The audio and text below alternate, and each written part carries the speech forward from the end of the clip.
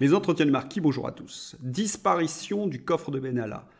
Les images des violences du Stade de France effacées. L'enquête de Notre-Dame au point mort. Toutes ces affaires sont révélatrices du fonctionnement de la Macronie.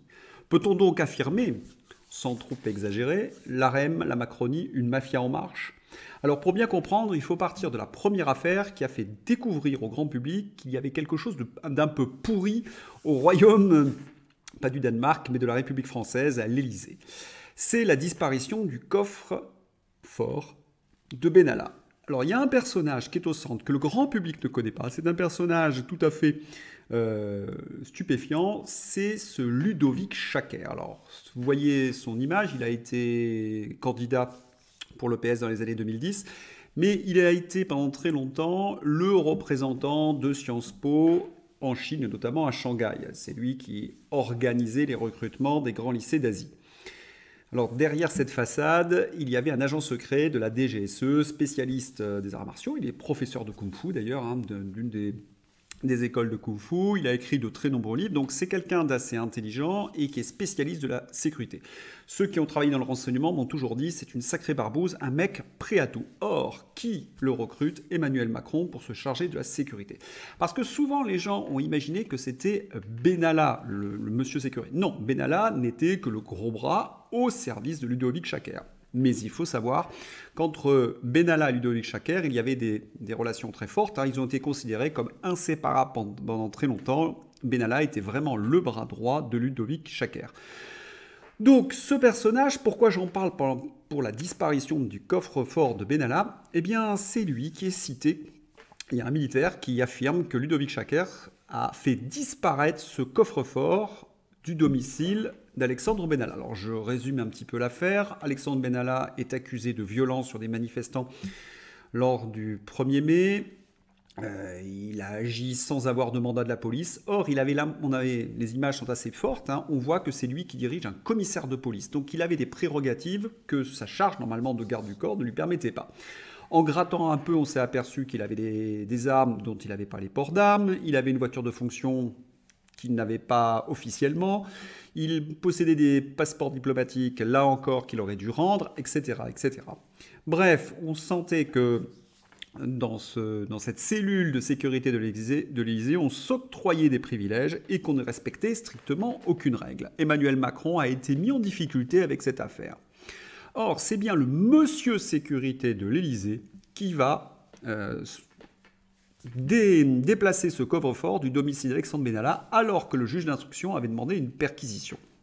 La question que l'on pouvait se poser, mais pourquoi déplacer un coffre-fort? Il suffit de l'ouvrir, de prendre le contenu et de s'en aller. Parce que ce coffre-fort en question, c'est plus exactement, et les textes le disent, c'est une chambre d'armes en quelque sorte. C'est quelque chose qui pèse entre 120 et 350 kilos selon les modèles. Donc on déplace quelque chose d'extrêmement lourd, il faut être plusieurs costauds, il faut avoir un diable. Bon, c'est assez compliqué à déplacer. Pourquoi déplacer un coffre-fort et ne pas déplacer le contenu? Eh bien, c'est un mystère qui, je ne dis pas qu'il a été résolu, mais il y avait un de mes confrères qui avait interrogé un spécialiste de la brigade de répression du banditisme et il avait répondu cette chose. Vous savez, cela dépend ce que contient un coffre-fort. Parce que si, par exemple, vous êtes spécialiste de crêpes, oui, vous faites des crêpes, donc la crêpe, il y a la farine, il y a du sucre, et que les paquets de farine et de sucre s'ouvrent dans le coffre-fort, il y en a dans les interstices. Vous ne pouvez pas les nettoyer. La police scientifique retrouvera un grain, et ça suffira pour savoir exactement ce qu'il y avait. Donc, Alexandre Benalla, manifestement, est un spécialiste de crêpes, puisqu'il a enlevé le coffre-fort pour éviter que l'on trouve ces recettes. Il y avait peut-être honte d'être maître crépier aux yeux du grand public. Je pense que vous avez compris de quoi il s'agissait. C'est pour cette raison qu'ils ont déplacé ce coffre-fort qui contenait normalement des armes d'assaut aussi. Mais elles ont été retrouvées, ces armes d'assaut. C'est pour cette raison que c'est très intéressant. C'est vraiment ce qu'il y avait dans le coffre.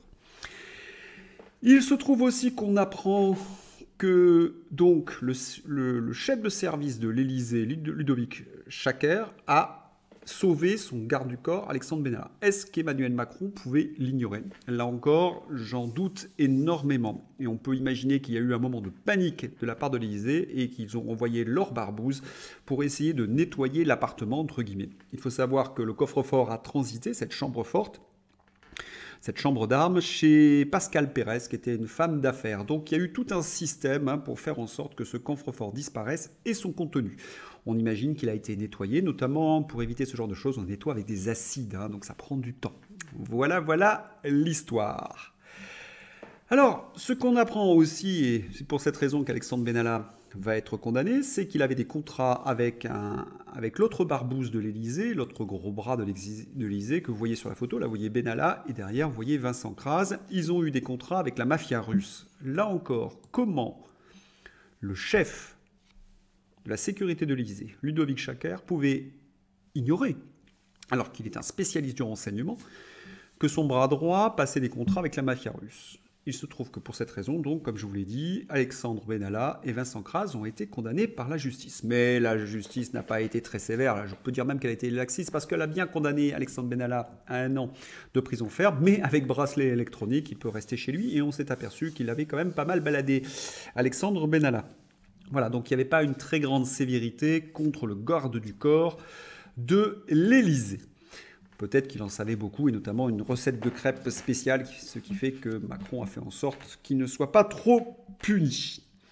Donc déjà, on a une première image, une cellule de barbouze qui est un peu spécialiste de coups tordus. Il faut savoir que si cette cellule a été démontée en quelque sorte, parce que les images de Benalla tapant des gauchistes dans le 5e arrondissement n'ont pas été données par n'importe qui. Elles ont été livrées par des officiers de police. Et on suppose, en tout cas les journalistes qui ont travaillé sur la question, supposent que c'est Gérard Collomb qui les avait un peu aiguillés là-dessus.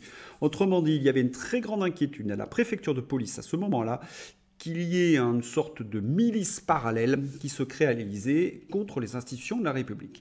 Voilà, c'est pour cette raison qu'ils ont essayé de déglinguer Benalla et ils avaient espéré ainsi atteindre le chef Ludovic Chaker. Raté, il a été protégé, mais Benalla a dû rendre ses fusils, ses permis, etc.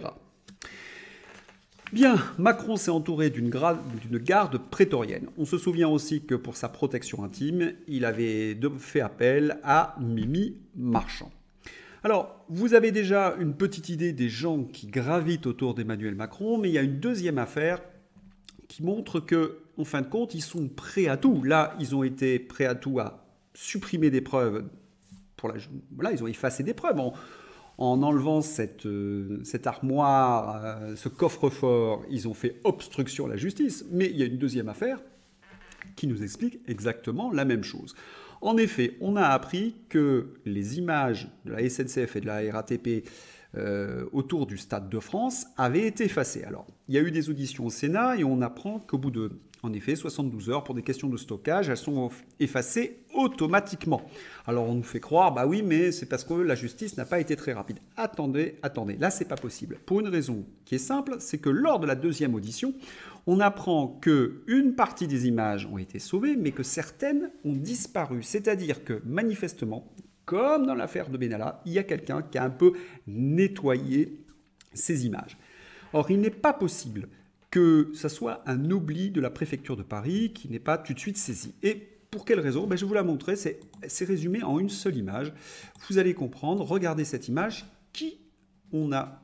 Eh bien, on a Gérald Darmanin à côté de la ministre des Sports et ils sont sur des écrans de contrôle où ils voient exactement ce qui se passe à l'extérieur. Donc, toutes ces images, même, ont dû être enregistrées par le ministère de la Police. Et face, évidemment, à l'évidence, Gérald Darmanin ne peut pas continuer à accuser les Anglais d'avoir causé tous ces torts, puisque nous savons très bien que ce sont les voyous de Seine-Saint-Denis qui ont attaqué, agressé, dépouillé, parfois violé, donné des coups de couteau aux Anglais, aux Espagnols et aux autres supporters pendant des heures sans que la police puisse intervenir. Et ces images, manifestement, le montraient et cela aurait mis évidemment à mal le narratif, les mensonges du gouvernement. C'est un des principes de ce gouvernement, c'est d'effacer les preuves, de faire obstruction à la justice. Après le coffre de Benalla, les images du Stade de France et surtout un mode de fonctionnement qui s'appuie sur le mensonge, sur la propagande, sur le détournement d'informations. On a une nouvelle d'ailleurs qui montre à quel point, et d'ailleurs qui vient confirmer ce que je vous avais dit il y a quelques vidéos sur sur l'élection législative. En effet, Richard Ferrand nous explique que Jean-Luc Mélenchon, eh bien, nous avons des idées différentes, mais des valeurs communes. C'était en effet, il fallait appuyer Mélenchon pour que Macron puisse être élu président de la République.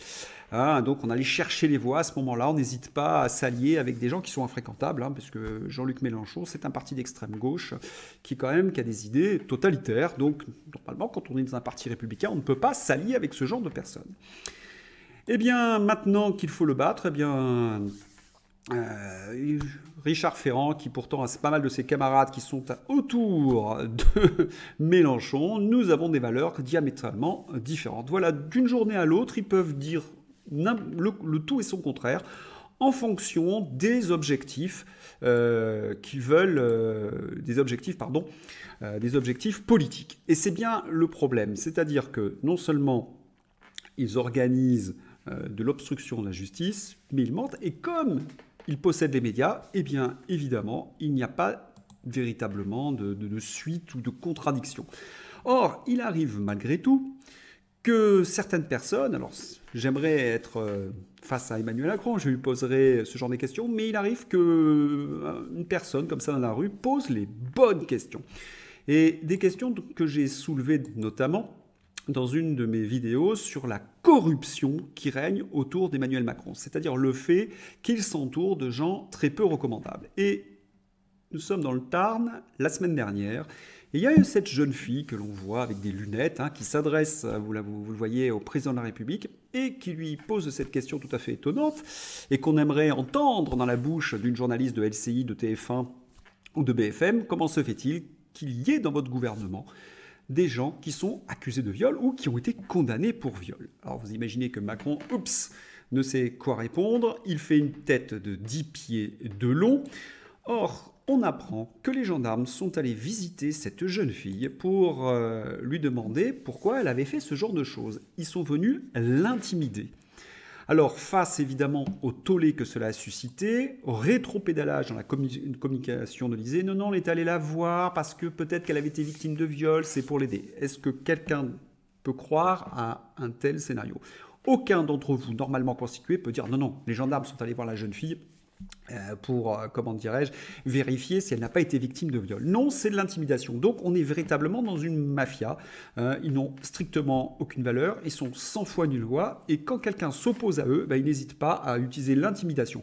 Est-ce que bientôt, lorsque vous écrirez des choses négatives sur Emmanuel Macron, on trouvera la tête de votre chien dans votre lit, un peu comme dans Le Parrain, je ne sais pas si vous vous souvenez de ce film où je ne sais plus si c'est dans le 1 ou le 2, où quelqu'un qui s'était opposé à Don Corleone, hein, et il retrouve la tête de son cheval dans son lit. C'est un petit peu ça, Emmanuel Macron. Hein. Je tiens à signaler, certains trouvent peut-être que j'exagère, mais je pense à tous mes camarades de la réinformation qui ont tellement d'ennuis, parfois des ennuis personnels, hein, qui peuvent perdre leur emploi, qui voient leur Twitter effacé, qui voient leur chaîne effacée, supprimés, qui sont obligés d'aller sur Rumble, se réfugier et perdent évidemment du public et de la viralité, puisque c'est vraiment sur les réseaux sociaux type Twitter ou YouTube qu'on arrive à toucher le plus de monde. C'est un véritable souci et on comprend bien que la Macronie ne recule devant rien pour atteindre ses objectifs. D'ailleurs, lors des élections, les NUPES, les NUPS, je ne sais pas comment on dit, eh bien, reprochent à Emmanuel Macron une petite entourloupe en termes de chiffres. Hein. Ils ont comptabilisé certaines voix de socialistes, etc., sur les LAREM pour faire croire que les LAREM sont devant les NUPES. Hein. C'est très intéressant parce que c'est toujours ces petites manipulations, ces truanderies. Nous avons affaire à des gens qui ne reculeront devant strictement rien. Eh bien, j'ai une affaire dont je n'ai pas encore parlé et qui, pour moi, elle est absolument... Ça a été quelque chose de très douloureux. Je vous la montre de suite, on va y aller. Hein. C'est l'incendie de Notre-Dame. Alors, en tant que catholique, évidemment, vouant un culte marial, c'est quelque chose de très douloureux de voir Notre-Dame en feu. Voilà, parce que c'est très symbolique aussi de ce que peut être la Macronie, d'une partie du mondialisme, de ce progressisme contre des valeurs un peu fortes, belles, hein, humanistes, des valeurs chrétiennes. Bien, donc Notre-Dame est en feu et on peut se dire, mais tiens, c'est assez étonnant parce que cet incendie a lieu le 15 avril 2019.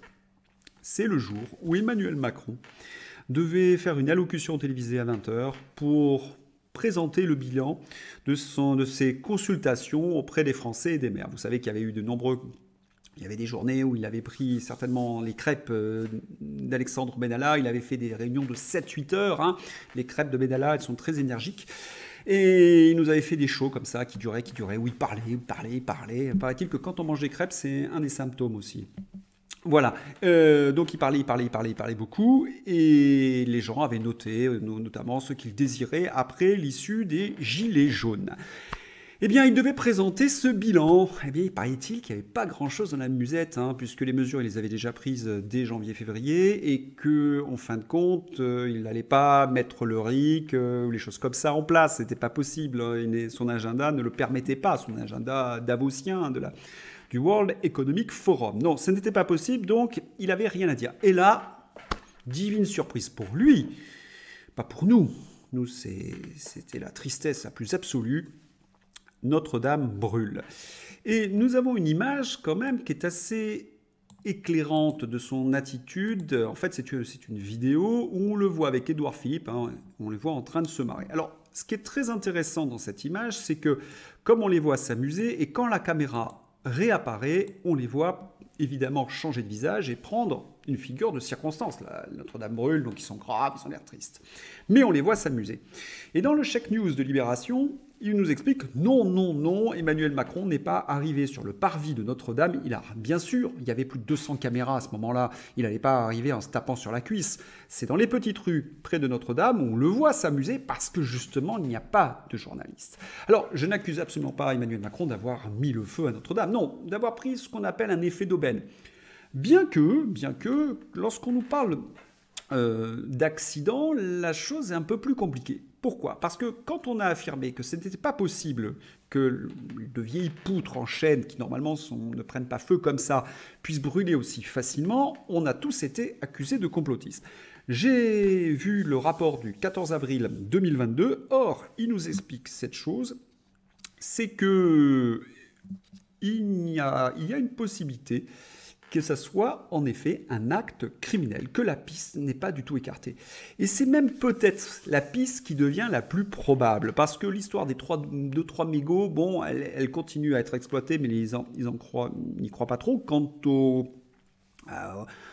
en quelque sorte, le court-circuit électrique qui aurait mis le feu, on y croit de moins en moins. Nous avons 3 ans d'instruction, nous n'avons strictement rien. On a l'impression que l'enquête dure, et que les magistrats nous disent « Oh, il faut que ça dure encore un peu, etc. » Et évidemment que ça dure. Ils ont cherché, ils sont allés sur une fausse piste. Et la vraie piste, la piste criminelle, qui manifestement, les magistrats sont en train de dire « Oui, elle n'est pas écartée », autrement dit, de manière, rhétorique, hein, par litote, c'est celle qui, aujourd'hui, est la plus probable.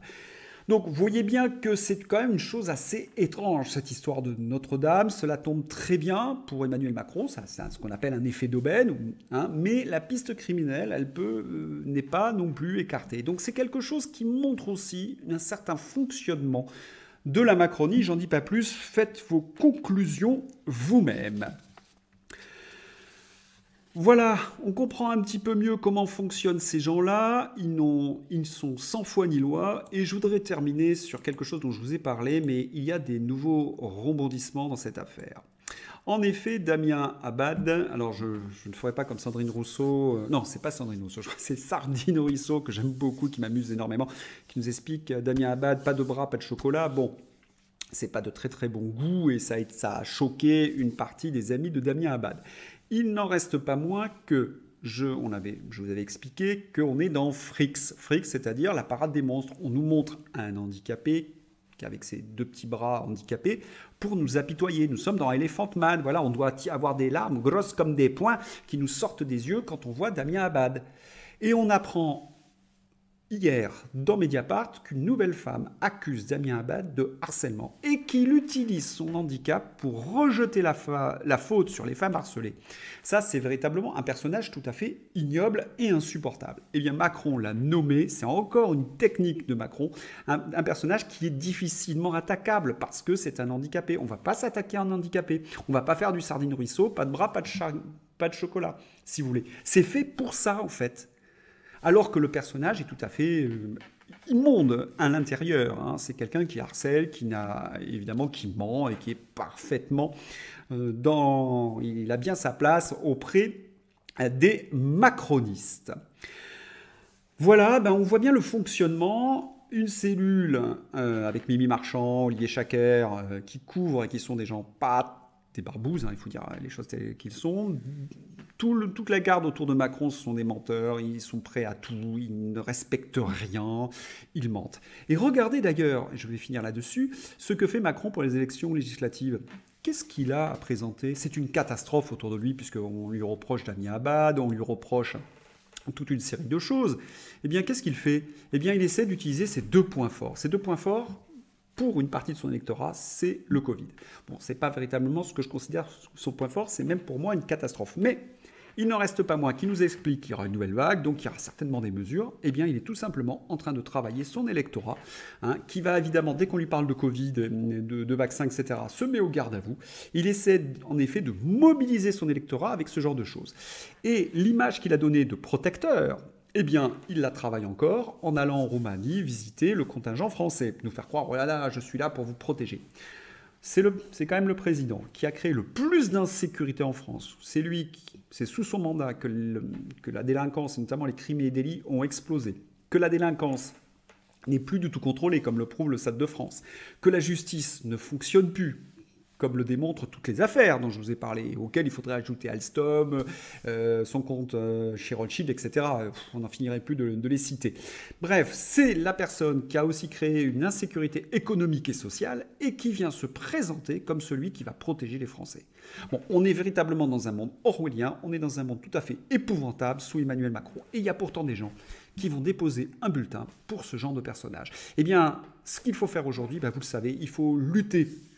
Il faut donner ces informations, il faut absolument liker, vous abonner pour faire barrage véritablement à cet Emmanuel Macron. C'est un des bons moyens de diffuser les informations. C'est comme ça qu'on arrivera à l'écarter du pouvoir. Voilà, si vous avez aimé cette vidéo, je viens de vous le dire ce qu'il faut faire. Bien à vous!